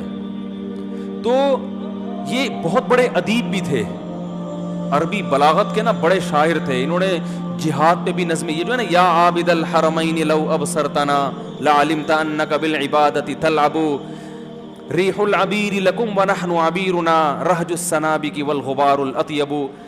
حرم میں ایک عبادت کیا کرتے تھے فضیل ابن عیاض, وہ ان کے دوست تھے, وہ بڑے عبادت گزار تھے, 24 گھنٹے حرم میں ہی رہتے تھے. اور یہ محاذوں پہ, یہ کیا رہتے تھے, انہوں نے اپنے ٹائم کو نا 3 حصوں میں ڈیوائڈ کیا ہوا تھا. 4 مہینے یہ میدان جنگ میں رہتے, عبداللہ بن مبارک 4 مہینے یہ علم حاصل کرنے میں لگے رہتے تھے, اور 4 مہینے کمانے میں, بزنس. مسلمانوں نے یاد رکھو ملازمتیں نہیں کی ہیں. کماؤ پوت آدمی 4 مہینے لگا سکتا ہے تبلیغ میں یا کہیں بھی. ارے جو ملازم ہے, جس کا کام باس کے بارے میں یعنی آپ خود سمجھ لیں, تو وہ تو یسر جیسر میں لگا رہے گا نا. کیا خیال ہے بھائی؟ تو بزنس, سارے صحابہ تاجر تھے بھائی. اگر ملازمت کی ہے انہوں نے تو ایسوں کی ملازم بنے جن کا کوئی بڑا ویژن ہو.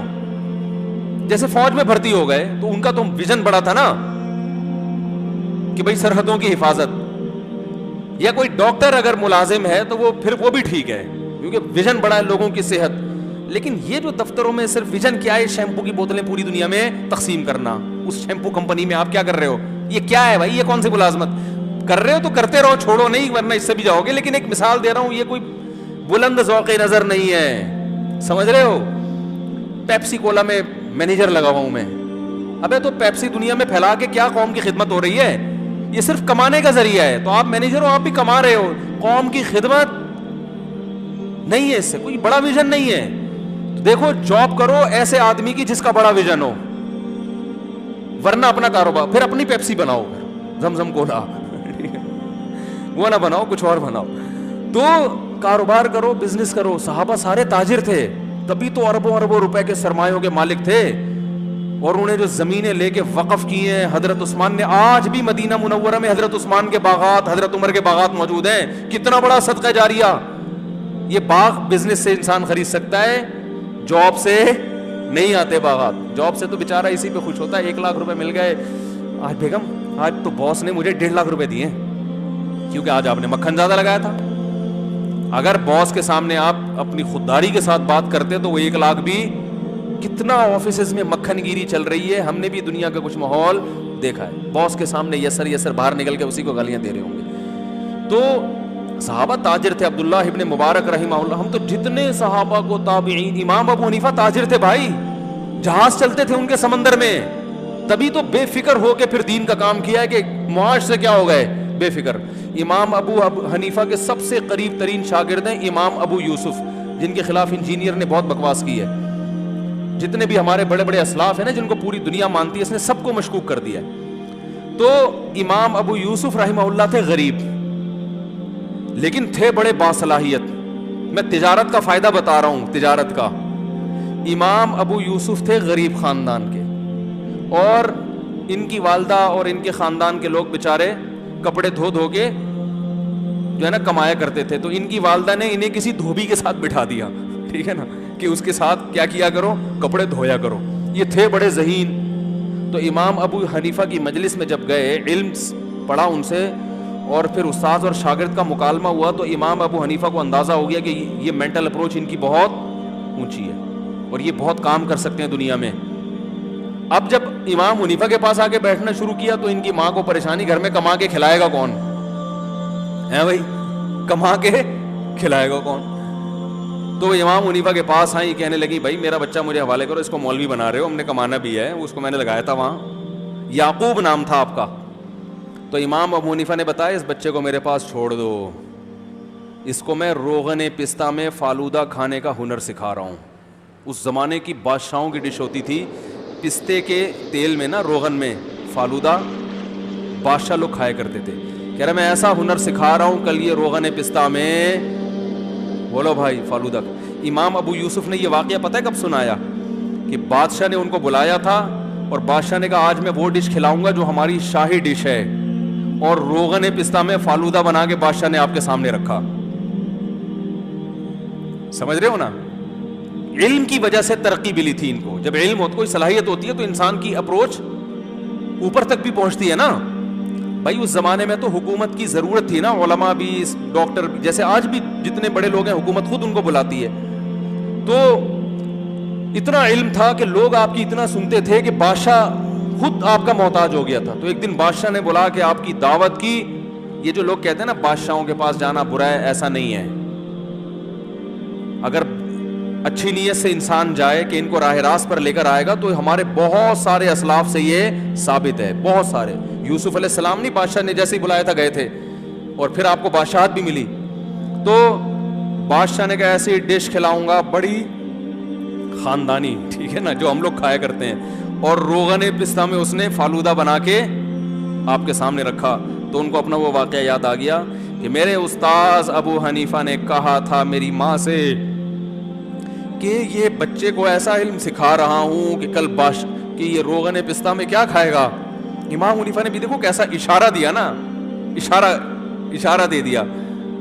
تو وہ کیا تھا، وہ ساری کفالت امام حنیفہ نے اپنے ذمہ لے لی کہ بھائی معاش سے بے فکر کر دیا کہ میں اس کا خرچہ کون اٹھائے گا. اور ان کی ماں کو بھی تسلی دے دی کہ آپ معاش کی فکر چھوڑ دو. تجارت تھی نا، سمندر میں جہاز چلتے تھے، نہیں ہوتے تو وہ بھی امام صاحب کہتے اچھا میں آفس فون کرتا ہوں، باس سے کہتا ہوں کوئی تنخواہ بڑھا دو، ایک بچہ میرے پاس آیا پڑھنے کے لیے تو تھوڑا سا اس کا بھی کرنا ہے، اس کی ماں کا بھی خیال کرنا ہے. باس کہتا پہلے ادھر آؤ بھائی، روغن پستے اور فالودے کھانے کے خیالات پیدا ہو رہے ہیں، باتیں روغن پستہ اور فالودہ کی، ادھر بیٹھو. وہ آیا ہوا ہے، ٹھیک ہے نا، کسٹمر آیا ہوا ہے، پہلے اسے ڈیل کرو جا کے. وہ نہ خود ابو حنیفہ بنتے اور نہ امام ابو یوسف بنتے. ہمارے فرمایا کرتے امام ابو یوسف اگر وہی دھوبی گھاٹ پہ ہی جاتے رہتے تو ابو یوسف نہ ہوتے یعقوب ہوتے. پھر لوگ کہتے وہ یعقوبہ حضرت، تو پھر نقل اتارتے تھے، ایسے بلاتے وہ یعقوب ہے ادھر. تو ابو حنیفہ نے کیا بنا دیا ان کو. پھر انہی کے شاگردوں میں امام محمد، جو امام حنیفہ کے بھی شاگرد ہیں، اور امام ابو یوسف سے بھی انہوں نے بہت کچھ علم حاصل کیا. پھر امام محمد کے شاگرد امام شافعی. امام شافعی کہتے ہیں کہ اگر محمد نہ ہوتے، امام محمد جو ابو حنیفہ کے شاگرد ہیں، کنتو کسائر الناس، ایک عام آدمی ہوتا. تو امام ابو حنیفہ کا امام شافعی پر بھی احسان ہے. امام شافعی کو شافعی بنانے والے کون ہیں؟ ابو حنیفہ. اس لیے کہ انہوں نے امام محمد کو تیار کیا، اور امام محمد نے کس کو؟ امام شافعی. وہ کہتے ہیں میں نے اونٹ کا بوجھ ہے نا، اتنی کتابیں میں نے امام محمد سے پڑھی ہیں. اتنی کتابیں میں نے کس سے پڑھی ہیں؟ امام شافعی کہتے ہیں امام محمد سے. اور کہتے ہیں میں نے بھاری جسم والوں میں امام محمد جیسا ذہین نہیں دیکھا. ورنہ تو موٹے جسم کے لوگ اکثر کن ذہن ہوتے ہیں نا، باریک پھرتیلے ہوتے ہیں. کہتے ہیں میں نے بھاری جسم والوں میں ان سے زیادہ ذہین نہیں دیکھا. تو یہ تجارت کی برکت تھی کہ کہاں تک اثرات گئے ہیں. تو میں بات کیا کر رہا تھا، جلدی بتاؤ، جلدی سے بات کو سمیٹ کے ختم کروں میں. کہاں یہ تجارت پہ کہاں سے آ گیا؟ ایک تو یار آپ لوگ کیا ہو گیا آپ لوگ، ارے یہ تجارت پہ کہاں سے آیا؟ باغ والوں کا تو تھا یار. یہ خاص بات چل رہی تھی جس پہ میں یہاں آیا ہوں. عبداللہ ابن مبارک کی بات چل رہی تھی، جزاک اللہ. تو عبداللہ ابن مبارک رحمہ اللہ تعالی 4 مہینے پیسہ کماتے تھے تجارت کے ذریعے. وہ اتنا بزنس ہو جاتا تھا کہ باقی 8 مہینے گھر میں راشن ڈال دیا. 4 مہینے صرف علم حاصل کرتے تھے، ٹھیک ہے نا، مزید اپنے آپ کو نکھارنے کے لیے. اور 4 مہینے بارڈر پہ لڑائیوں میں، جنگوں میں. تو انہوں نے شعر لکھ کے بھیجا امام حرم کو، جو عابد الحرمین تھے. حرم کے امام تو نہیں تھے، حرم میں 24 گھنٹے رہتے تھے. یا عابد الحرمین لو ابصرتنا لعلمت انک بالعبادت تلعب. اے حرمین میں بیٹھ کے عبادت کرنے والے، اگر تو ہماری زندگی کو دیکھ لے تو تجھے لگے گا کہ تو عبادت تیری عبادت ایک کھیل ہے, ہمارے مقابلے میں وہ کیا ہے, کھیل ہے. اور من کان یخضب خدہ بدموعہ فنحورنا بدمائنا تتخضب, تمہیں فخر ہے اس پر کہ تم اللہ کے خوف سے رو کر اپنے رخساروں کو آنسوؤں سے بھگوتے ہو, اور ہم اپنے رخساروں کو خون سے تر کرتے ہیں. مجاہد کی تو زندگی ہوتی ہے بھائی. اس لیے میں کہتا ہوں یہ جو بارڈر پہ ہمارے فوجی ہیں نا, ان کو برا بھلا مت کہا کرو, یہ بھی بڑی قربانیاں دے رہے ہیں.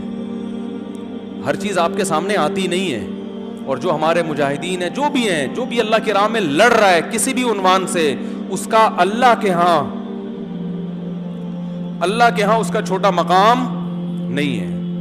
اللہ نے خود قرآن میں کہہ دیا کہ جو بیٹھنے والے ہیں وہ لڑنے والوں کے برابر ہو ہی نہیں سکتے. لا یستوی القاعدون من المؤمنین غیر اولی الضرر, کہ جو بغیر کسی عذر کے پیچھے بیٹھے ہوئے ہیں اور جو آگے لڑ رہے ہیں, اللہ کے ہاں دونوں برابر ہو ہی. بھائی ایک آنسو بہا رہا ہے اور ایک خون بہا رہا ہے, تو کیسے دونوں برابر ہو سکتے ہیں؟ تو اب یہ جو عبداللہ بن مبارک تھے انہوں نے شاعری لکھی, تو جیسے ہی فضیل ابن عیاض کے پاس گئی, وہ خط آنکھوں پہ لے کے روتے رہے اور کہنے تم نے سچ کہا. تو یہ جو بلاغت ہوتی ہے نا کلام میں, یہ عبداللہ بن مبارک میں پیدا کیسے ہوئی؟ عبداللہ بن مبارک نے امام ابو حنیفہ کی شان میں بھی پورا قصیدہ لکھا ہے, ان کی شان میں بھی قصیدہ لکھا ہے. تو یہ بلاغت کیسے پیدا ہوئی ان میں؟ کیوں؟ وہی بات کچھوے اور خرگوش کی مثال ایسے پیدا ہوئی کہ اب اتنا ٹائم تو نہیں تھا نا کہ باقاعدہ شاعر بنانے کے لیے ابا بٹھا دیتے کسی سینٹر میں کہ اس کو شاعر بناؤ, تو باقی چیزیں تو نہیں بنتے پھر وہ, اور صرف شاعری بن جائے آدمی, وہ بیچارے کا حال کیا ہوتا ہے.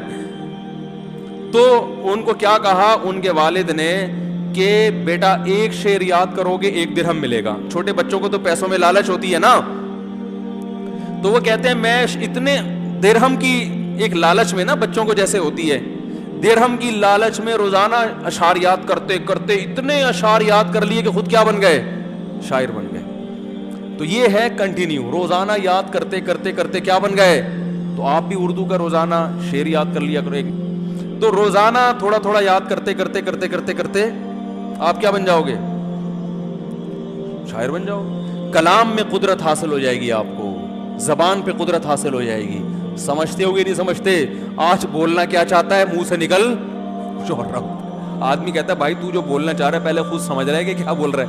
یہی تو پرابلم ہے, یہی تو قیامت ہے کہ بولتے کچھ ہیں نکلتا. اچھا محترم کی اردو بڑی خاندانی ہے, یہ جو جن کی قیامت ہے نا, اور کچھ ہونا ہو اردو ٹائٹ ہے, یہ بتا رہا ہوں, اردو پہ کنٹرول بہت ہے. تو باقی چیزوں کا میں نہیں کہہ رہا, اردو خاندانی ہے. تو ایک ملفوظ رہ گیا تو پھر زندہ ہو کے آ گیا, اس کا موقع تلاش کر رہا ہوں. وہ ایک ولید نہیں موٹا سا لڑکا یہاں پہ, وہ جس دن مجھے نظر آیا نا تو پھر میں اسے کہوں گا تو پھر آ گیا جوان. کیا ہے وہ ملفوظ, کیا ہے پورا, آ گیا تو جوان ہو کے, اس کا میں انتظار کر رہا ہوں. وہ ولید نہیں ہمارا جو بڑا خدمت گزار موٹا سا لڑکا تھا یہاں, وہ پتہ نہیں اتنے دیر سے غائب ہے, تو میں انتظار کر رہا ہوں جس دن وہ نظر آیا تو میں کہوں گا آ گیا تو جوان ہو کے. یہ والا ملفوظ رہ گیا, باقی سارے نمٹا دیے ہم نے الحمدللہ. ایسا ہی ہے نا, باقی سارے نمٹ گئے نا.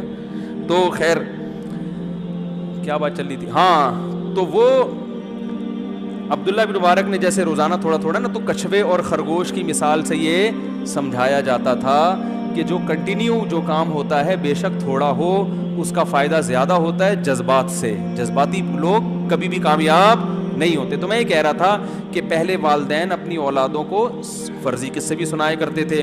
تو یہ بات کہاں سے آئی تھی, یہ بات کہاں سے چلی تھی یار, ہے صدقات کی استقامت پہ نہیں, یہ واقعہ ہے تجارت پہ تو ملتا ہے, سود پہ نہیں. یہ پھر وہ سارا پھر میں بعد میں کبھی سنتا ہوں بیان تو مجھے یاد آتا ہے بھئی یہ یہاں سے شروع کیا تھا. تو اصل بات تو خیر یہ چل رہی تھی کہ اللہ تعالیٰ نے ان للمتقین عند ربہم جنات النعیم, اللہ فرماتے ہیں, ہاں اب یاد آ گیا. تو میں یہ کہہ رہا تھا کہ جیسے والدین اپنے بچوں کو سیدھے راستے پہ چلانے کے لیے فرضی قصے بھی سناتے ہیں, تو ہمیں یہ وہم ہو سکتا ہے, شیطان وہم ڈال سکتا ہے کہ اللہ نے ہمیں انشاءاللہ کی ویلیو بیان کرنے کے لیے کہ اللہ سے ہوتا ہے, اللہ کے غیر سے نہیں ہوتا, اور یہ بتانے کے لیے کہ کنجوسی اچھی چیز نہیں ہے, مال کو ہلاک کر دیتی ہے. تو ہو سکتا ہے اللہ نے باغ والوں کا نقل کفر نباشت ایک فرضی قصہ ہمیں سنا دیا ہو. اللہ نے کہا دیکھو ونس اپون اے ٹائم ایک باغ تھا, ان کے ساتھ ایسا ہوا تو تم تم بھی اگر اللہ کی راہ میں خرچ نہیں کرو گے تو تمہارے ساتھ بھی ہو سکتا ہے. تو شیطان ورغلا سکتا ہے نا, ابے یار اللہ میاں نے ایسی پتہ نہیں کوئی واقعہ سنا دیا, پتہ نہیں ہے بھی کہ نہیں ہے, بس ایسے ہی موٹیویٹ کرنے کے لیے, جیسے ہم نے بچوں کو سنا دیا خرگوش اور کچھوے کا. ورنہ ایسا دنیا میں کبھی کچھوے نے یہ ہمت کبھی کی نہیں ہے, نہ خرگوش نے کبھی ایسا کیا کہ کچھوے کو یہ کہو کہ مقابلہ کرو. تو ایسے ہی اللہ سنا دیتا ہوگا واقعات. تو اللہ نے قرآن میں فرمایا ام نجعل المسلمین کالمجرمین. اللہ فرماتے ہیں اگر ایسا نہیں ہے, مستقبل میں جزا اور سزا ملنے والی نہیں ہے, تم جو کچھ کرتے رہو کچھ بھی نہیں ہوگا, تو اس کا مطلب جو ہماری مان کے چلیں گے اور جو ہمیں نہیں مانے, دونوں کا فیوچر ایک جیسا ہونے والا ہے. اللہ فرماتے ہیں کیا یہ مجھ سے توقع ہے تمہیں کہ جو میری مان کے چلے اسے کوئی رزلٹ نہ ملے, ہیں اسے بدلہ نہ ملے, اور جو میری نہ مانے اسے سزا نہ ملے. واقعہ رکھ دو ایک طرف, تمہیں واقعہ پہ یقین نہیں آتا نا, جزا اور سزا پہ واقعہ پہ یقین نہیں آتا, اس کو ایک طرف رکھو. ویسے عقل سے پوچھو کیا یہ ممکن ہے کہ اللہ کھلا رہا ہے سب کو, کچھ ایسے ظالم ہیں دنیا میں قتل و غارت کر رہے ہیں, یتیموں کا مال کھا رہے ہیں, بیواؤں پہ ظلم کر رہے ہیں, اور شرک کر رہے ہیں اللہ کے ساتھ, بڑے بڑے جرائم کر رہے ہیں, مر کے مٹی ہو کے وہ بھی ختم, اور جو ہمارے لیے لڑ رہے ہیں, رخساروں پہ خون بہا رہے ہیں, ہمارے خوف سے راتوں کو اٹھ کے روتے ہیں, یتیموں کو کھلاتے ہیں, ایسے بڑے بڑے صدقات و خیرات کے چھکے لگاتے ہیں کہ دائیں ہاتھ سے دیں تو بائیں کو بھی پتہ نہ چلے, اتنی ہمارے لیے قربانیاں دے رہے ہیں, اور وہ بھی مر کے مٹی ہو کے ختم. ام نجعل المسلمین کالمجرمین, کیا جرم کرنے والے اور جرم سے بچنے والے دونوں کا فیوچر ایک جیسا ہوگا؟ کیا یہ پاسبل ہے؟ ہم سے یہ توقع لگا کے بیٹھے ہوئے ہو. ما لکم, آگے فرمایا ما لکم, تمہیں کیا ہو گیا؟ جیسے میں کہتا ہوں نا کیا ہو گیا ہے بھائی, میں نہیں کہتا بیان میں کیا ہو گیا, اللہ یہی فرما رہے ہیں ما لکم, تمہیں ہو کیا گیا ہے, کیسی باتیں کر رہے ہو.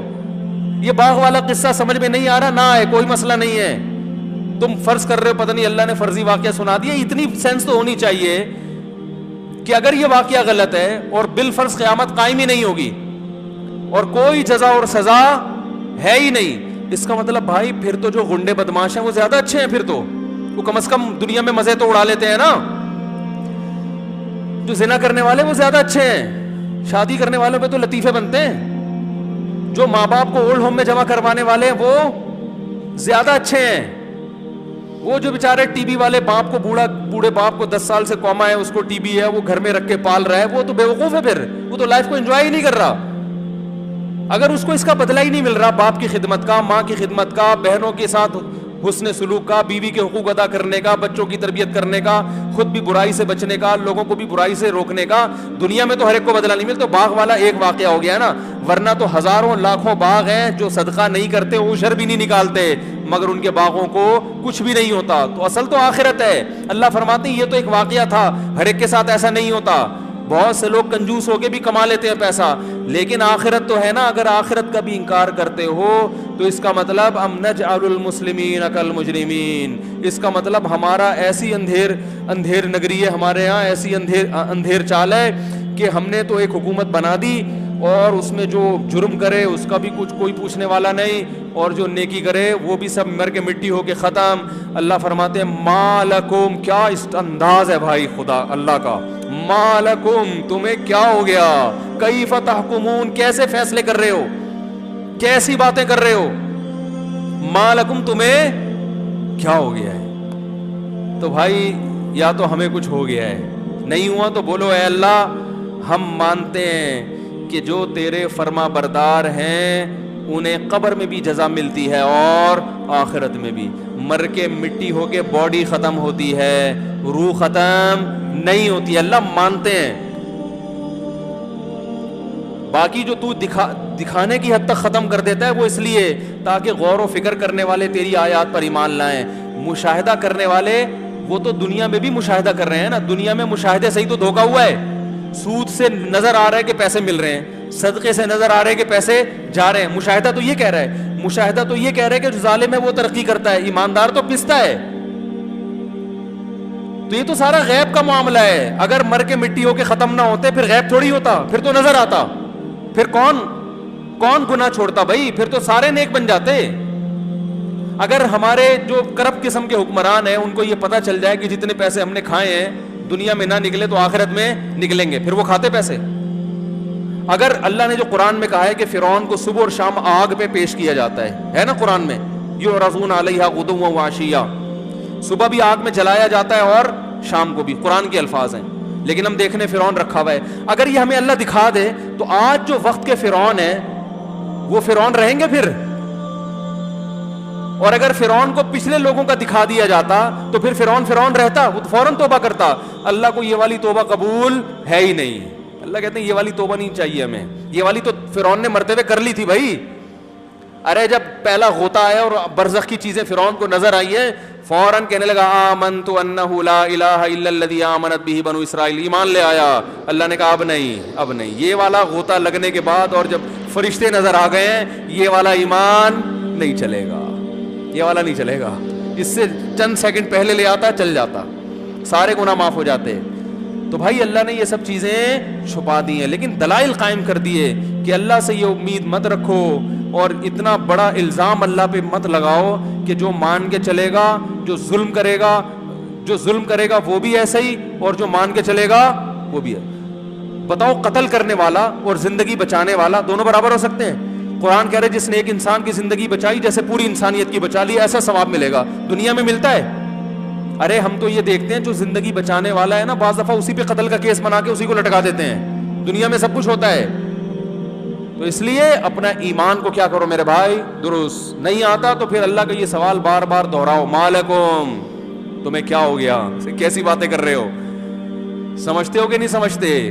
نہیں سمجھتے تو بھائی مرنے کے بعد سب سمجھ میں آ جائے. اللہ تعالیٰ عمل کی توفیق عطا فرمائے.